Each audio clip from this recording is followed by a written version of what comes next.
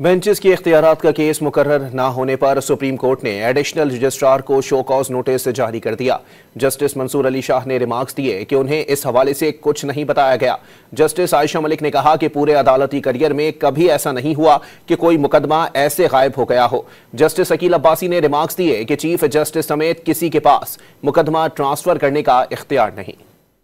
Supreme court میں آئینی benches اور ریگولر بینچز کے اختیارات کے معاملے پر سماعت ہوئی۔ جسٹس منصور علی شاہ کی سربراہی میں 3 رکنی بینچ کے سامنے بیرسٹر صلاح الدین پیش ہوئے اور موقف اپنایا کہ وہ کراچی سے صرف اس کیس کے لیے آئے ہیں، لیکن کاز لسٹ جاری نہیں ہوئی۔ جسٹس منصور علی شاہ نے ایڈیشنل رجسٹرار نذر عباس کو فوری طور پر طلب کیا۔ ڈپٹی رجسٹرار نے پیش ہو کر بتایا کہ نذر عباس کی طبیعت ٹھیک نہیں، وہ چھٹی پر ہیں۔ جسٹس منصور علی شاہ نے استفسار کیا کہ جو مقدمہ مقرر کرنے کا حکم دیا وہ کیوں نہیں لگا۔ جسٹس عائشہ ملک نے استفسار کیا کہ پورے ہفتے کی کاز لسٹ کیوں تبدیل کر دی گئی، جوڈیشل آرڈر کو انتظامی کمیٹی کیسے نظر انداز کر سکتی ہے۔ جسٹس عائشہ ملک نے استفسار کیا کہ مقرر شدہ کیس آئینی بینچ کو کیسے ٹرانسفر کیا جا سکتا ہے۔ سپریم کورٹ نے ایڈیشنل رجسٹرار سپریم کورٹ کو شو کاز نوٹس جاری کر دیا۔ حکم نامے میں کہا گیا کہ بتایا جائے کہ مقدمہ سماعت کے لیے آج مقرر کیوں نہ ہوا۔ عدالت نے ایڈیشنل رجسٹرار جوڈیشل کو بھی